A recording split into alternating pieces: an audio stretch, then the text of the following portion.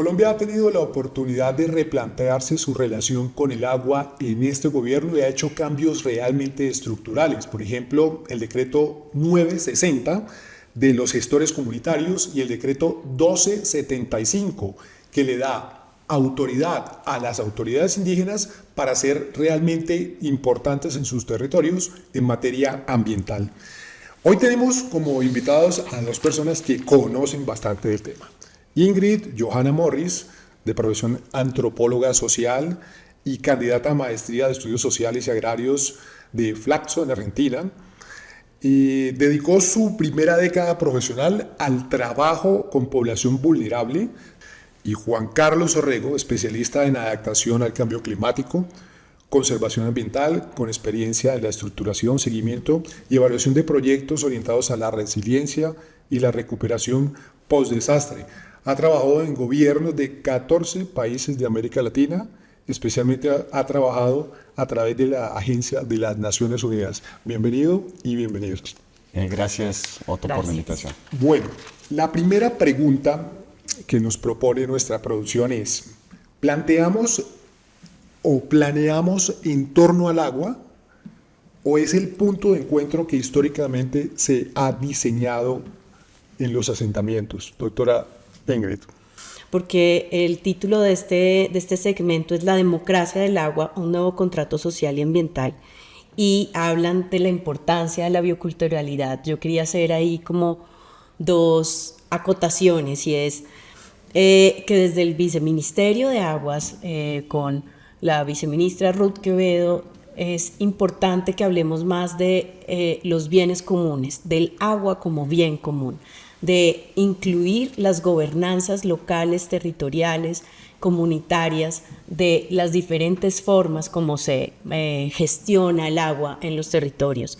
En países como el nuestro, donde históricamente el Estado no ha garantizado 100% el agua potable. En algunos lugares son ellos los que nos permiten garantizar este derecho. Por eso mismo, tal vez, porque hay muchas comunidades que históricamente, más que ordenar el territorio, más que pensar el territorio y después pensar en el agua, se han hecho junto y cerca a los acuíferos, a las fuentes de agua. Y esto lo puedes ver, por ejemplo, con el hecho de tantos asentamientos humanos que se han hecho en ciénagas, en zonas inundables, en ronda de ríos. Los colombianos tenemos en eso, yo creo que escasa memoria, porque si uno revisa los periódicos años comparados, vas a ver que se encuentra siempre la misma dinámica en la Mojana, la misma dinámica en el río Sinú, las mismas inundaciones del río Magdalena, en el Cauca, etc. Y siempre son los mismos sectores. Entonces, cuando uno compara, por ejemplo, un fenómeno 2010-2011, excesos hídricos, y compara excesos hídricos 2021-2023, y compara frente frío 2026, tú vas a encontrar, Otto e Ingrid, que tienes casi siempre los mismos municipios. ¿Qué nos está diciendo eso? Que son municipios sistemáticamente susceptibles a inundaciones.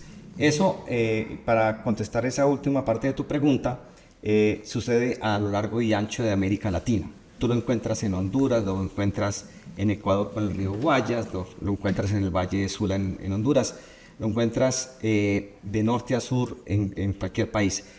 Lo que pasa es que Colombia es más complicado. Y es más complicado Colombia porque Colombia está expuesto por su condición ecuatorial, su condición geográfica, sumamente expuesto primero a los vientos alisios y a los fenómenos niño-niña que traen unas complejidades particulares a nuestro territorio y unas exigencias hídricas especiales. Teniendo en cuenta lo que dice el doctor Juan Carlos, que es un problema ya del todo el continente prácticamente, ¿qué se necesita para que cambiemos, ya no solamente como colombianos, sino como continente, la relación con el agua?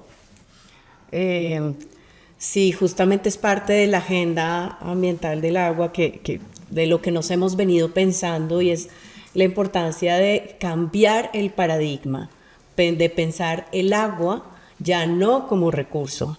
O sea, es el momento de reevaluar estos conceptos de desarrollo sostenible, donde siempre igualmente se le termina dando prioridad a el nivel económico y de ese uso del agua cuando es apenas un pequeño uso a comparación de todos los otros usos que hacen los diferentes seres vivos. Correcto. Y si me permites, de acuerdo con lo que dice Ingrid, yo creo que para cambiar esa visión cultural tenemos que cambiar por lo menos 6 paradigmas que los voy a sintetizar, que ya los ha señalado mi colega un poco esto. El primero es, no se puede seguir pensando el agua como un recurso. Es patrimonio natural, tiene derecho a existir como existimos nosotros como esencia de la vida. Primero, el agua no es un recurso, es un patrimonio y eso nos pone con otra visión de derechos diferentes. Segundo, como tú bien lo decías, el agua no nace en la llave, ni el agua nace en la empresa de acueducto y alcantarillado de Bogotá. El agua nace en la cuenca, es la cuenca la que abastece y su condición va a determinar finalmente si eso nos ocurre o no nos ocurre. Pensemos nomás lo que nos pasó el año pasado en Bogotá con la crisis que tuvimos de agua. Es una crisis surgida por una dinámica de los ríos voladores, de la falta de precipitación, etcétera, etcétera. Entonces, segundo, el agua no nace de la llave. El agua tiene un macroproceso social e institucional que debe considerarse. Tercer concepto muy importante que tú lo mencionas es el concepto biocultural. El agua también es cultura y nos plantea un desafío de cómo nos relacionamos con ese recurso y cómo se relacionan las comunidades que ayudan a defenderlo. Cuarto elemento, el agua determina el hábitat humano, ¿cierto? Si bien este vaso de agua te llega acá y tú lo consumes individualmente, para que este vaso esté acá se necesita un gran proceso institucional, un gran proceso social de una organización que permite recoger el recurso, que permite transportarlo, purificarlo, etcétera, etcétera. Y eso implica un esquema de gobernabilidad con unas características particulares. Entonces, y ese esquema de gobernabilidad es el que dice hasta dónde llega el agua, quiénes reciben el agua, bajo qué condiciones lo reciben el agua. Eso nos plantea que el hábitat, las viviendas, la construcción de infraestructura están determinados finalmente por dónde se pone el agua. Y eso es demasiado importante en una sociedad. Quinto cambio de paradigma es que el agua no puede ser una mercancía. Hay cierto tipo de cosas en una sociedad que no pueden ser mercancía. La salud no puede ser una mercancía. El agua no puede ser una mercancía.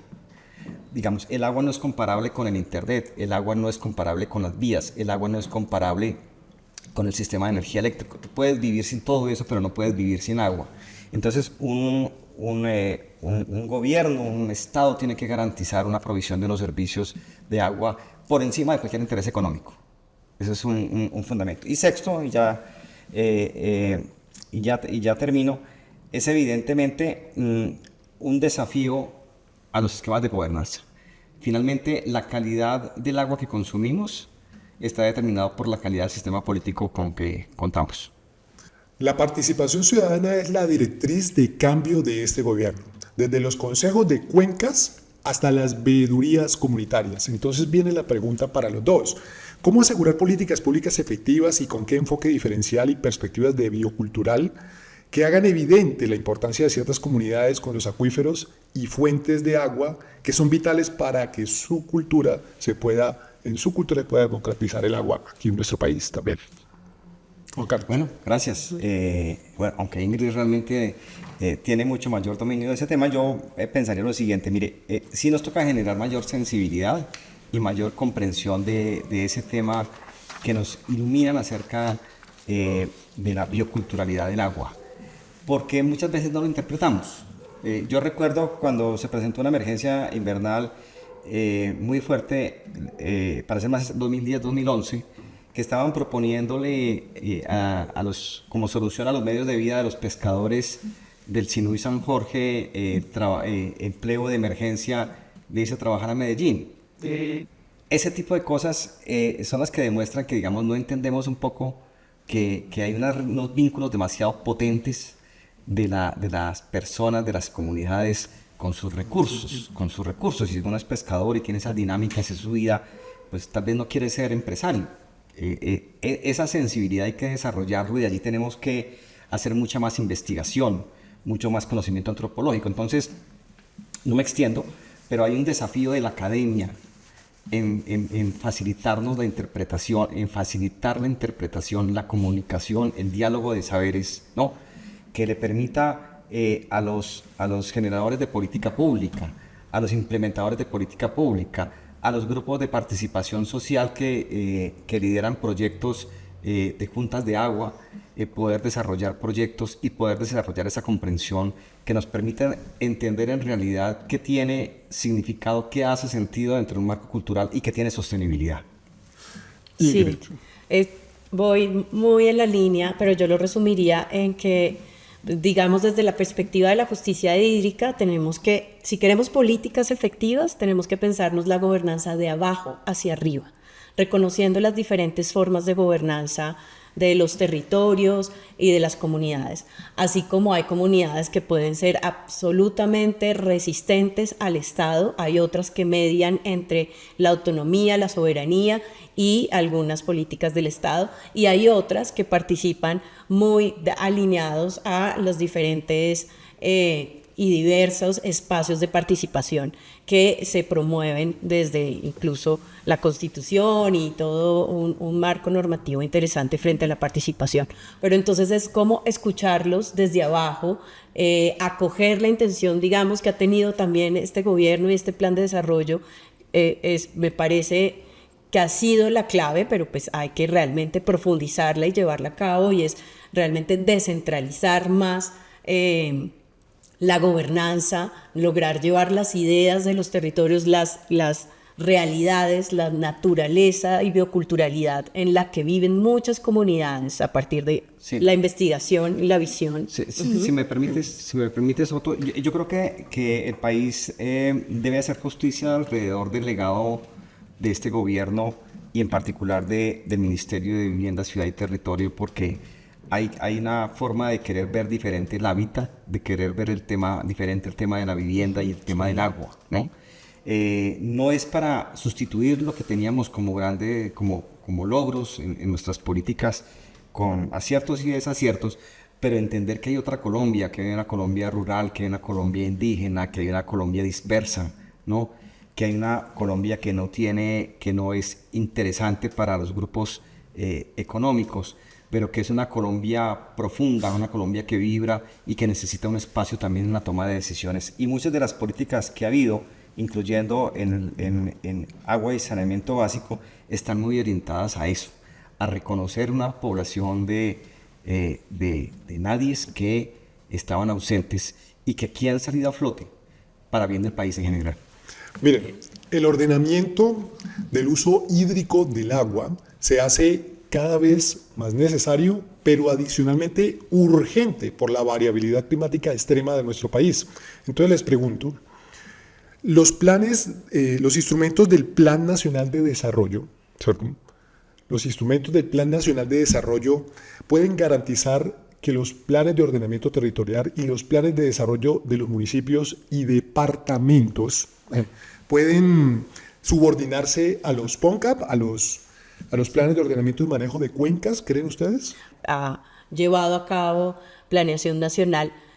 Se piensa justamente de una manera más integrar el territorio. Como hablamos desde el principio, no es el agua por un lado y las comunidades por otro, y ahí toma mucha más fuerza el enfoque biocultural, y por eso estas políticas, estos documentos como el POMCA, etcétera, no pueden seguir siendo los que rigen el ordenamiento territorial. Muchas veces se tienen que pensar de una manera mucho más integral, porque uno de los grandes problemas en torno a la situación del agua, históricos y la gobernanza del agua desde el Estado, ha sido la fragmentación en la visión de cómo se debe pues, conservar el agua, los diferentes usos.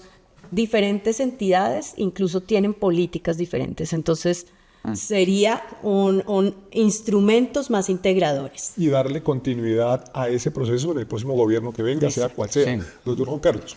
Sí, yo creo que el problema, el desafío todavía persiste. En realidad tenemos una serie de dificultades de planificación territorial,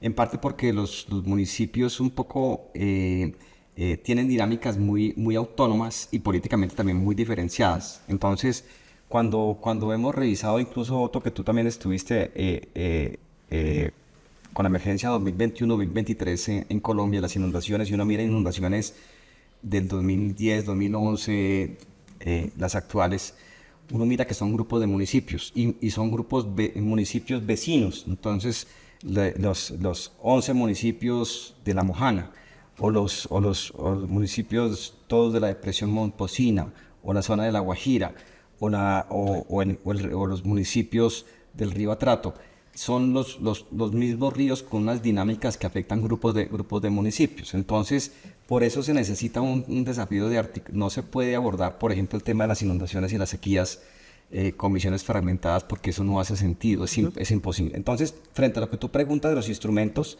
tenemos los PONCANs, tenemos los planes de gestión de riesgo, las estrategias de respuesta, y una cantidad de instrumentos de planificación. Pero ¿qué estamos viendo, por ejemplo, en el caso de las inundaciones actuales, con las del río Sinú? Cuando se revisan los instrumentos de planificación, por ejemplo, del Sinú y San Jorge, uno encuentra que de muchas de las ejecuciones que están previstas no se tienen ni siquiera el 15-20% de planteados los PONCA como actividades. Exacto. Y mira, son los planes, diagnósticos. y los planes de gestión de riesgos están desactualizados y los planes de ordenamiento territorial no están actualizados desde el 2014. Entonces la pregunta es, ¿por qué no hemos logrado que esos instrumentos de planificación realmente tengan una visión integral alrededor del agua? Ahí tenemos una debilidad. Y a mí me parece que esa es una pregunta central que el país tiene que resolverse y es uno de los desafíos que tenemos. Y eso, primero, nos va a forzar a construir una cultura diferente frente al tema del agua. Yo creo que es un desafío no solamente del Ministerio de Vivienda, Ciudad y Territorio, sino en general, y por eso el plan de desarrollo, me parece que en eso acertó. El actual plan de desarrollo es entender la dinámica general del agua y ponerla sobre relieve. No lo hemos podido hacer una realidad interinstitucional, pero creo que los futuros gobiernos van a tener que incorporar la comprensión del ordenamiento territorial en torno al agua, sí o sí, porque eso se impone. Eso no es una aspiración, es una ley. En Colombia, la transformación comienza con la solidaridad intergeneracional, la ecuanimidad con el agua, la justicia hídrica, y aquí es cuando los jóvenes son muy importantes porque ellos heredan las decisiones de hoy. Entonces, les pregunto, ¿qué principios éticos deben guiar una nueva construcción de pacto social por el agua en Colombia? ¿Y cómo nos organizamos como sociedad para cuidar el agua que nos da la vida? Doctora.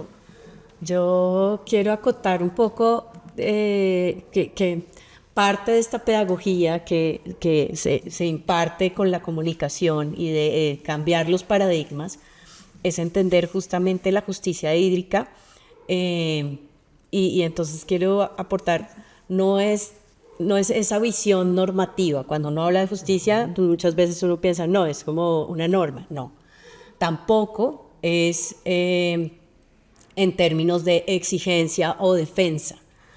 Nace, digamos, estos son conceptos que, si bien lo han elaborado mucho más en Holanda, en la gente que estudia los River Commons, River Hoods, allí nace igual, o ellos lo toman, es de lo que hacen las comunidades. Entonces, este concepto de justicia hídrica habla más, es de pararse desde el cuestionamiento de cómo se manifiestan las injusticias del agua en nuestro territorio. Y esto es, o sea, que se haya elaborado el concepto es una cosa, pero esto viene de lo que pasa en Latinoamérica, de lo que pasa en diferentes territorios. Y entonces, preguntarse cómo se manifiestan estas injusticias nos hace volver a identificar esos grandes problemas estructurales, un sistema económico que prioriza, digamos, unas represas, un uso del agua para las empresas, un uso del agua, etc. Entonces, es como que tengamos claro que esta visión de justicia es mucho más amplia y que nos invita a esta participación con incidencia de los pueblos y de estas luchas soberanas. Y dentro de esos principios éticos, justamente, volvemos a varios de los paradigmas que comentaba Juan Carlos ahorita, que estamos muy de acuerdo, y es como, primero, no ver más el agua como recurso. Y entonces, digámoslo en propositivo, relacionarnos con el agua como un ser esencial, como un elemento esencial desde una visión incluso ecocéntrica o hidrosocial que viene desde la importancia para los diferentes sistemas vivos. Yo creo que en general porque en el mundo en los últimos 15 años, 20 años ha existido un mayor desarrollo de conciencia por el cambio climático, por la biodiversidad. La escasez. Todo esto ayuda, y los fenómenos y todo evidentemente ayudan, y yo creo que hay una conciencia muy alta en los jóvenes y unos deseos de participación. Lo que no veo ahí es en realidad que logre traducirse eso en los cambios que uno quisiera ver, ¿cierto? En la teoría sistémica de ciencias políticas se dice que más o menos pues, los cambios mientras se construye cultura y mientras se traduce en realidad puede tomarse 3-4 décadas. Y yo creo que no nos podemos tomar 4 décadas para lograr una transformación en la forma como ordenamos el territorio. Entonces nos está haciendo falta poderle transmitir a los jóvenes universitarios, a los jóvenes rurales y los jóvenes de la vida urbana, cómo finalmente se puede implementar toda esta serie de principios. A mí me parece que hay una coincidencia en los principios de la conservación, del respeto, etcétera, etcétera. Las sentencias de la Corte, por ejemplo, han ayudado muchísimo y eso contribuye. Pero necesitamos, desde la institucionalidad pública, facilitar que las nuevas generaciones de jóvenes y particularmente sus líderes logren traducir esto en unos principios operativos que nos permitan concretar, traducir en adecuados procesos. Y voy a dar un ejemplo. Si uno dice, hombre, pues es que aquí hay un PONCA que dice que tiene que conservarse la ronda hídrica o las fuentes abastecedoras, ese tipo de cosas, bueno, ¿por qué no estamos mirando ese tema? Entonces, para finalizar, un mensaje muy corto de parte de ustedes. ¿Qué podría cambiar la relación con el agua en Colombia? Volvemos, digamos, a lo que habíamos mencionado, como la pedagogía básica, incluso como un mandato educativo desde el ministerio, en las escuelas, en los diferentes lugares de la primera educación y la educación, el cambio de transformación cultural en donde deben confluir diferentes ministerios y programas, así como incluso campañas publicitarias en torno a este tema, en torno a una comprensión diferente, es parte del cambio. Sí, yo creo, y en esto siendo un poco duro, Otto, si me permites, es que en este gobierno se ha querido proponer unos paradigmas nuevos y unos enfoques nuevos. El país nacional puede ser un país, digamos, a favor de muchos de los temas, otro bastante crítico, pero debe haber un ejercicio de sinceramiento y decir, oiga, aquí en realidad se nos hizo ver otro desafío en el relacionamiento con la naturaleza y en particular con el agua. Como tú lo decías, no podemos dar un paso atrás. Esto tiene que seguir construyendo país, construyendo una cultura de convivencia y construyendo una cultura de convivencia con la naturaleza. Creo que ese es el mensaje. Muy bien. Este podcast es una semilla que seguimos sembrando para que todos los colombianos comprendamos qué tipo de relación queremos con el agua y para que participemos de la toma de decisiones, para que no seamos pasivos. El agua nos une, el agua nos ordena, el agua nos hace ver un mejor país. Este es el videopodcast del Ministerio de Vivienda, Ciudad y Territorio. Los esperamos en el próximo episodio.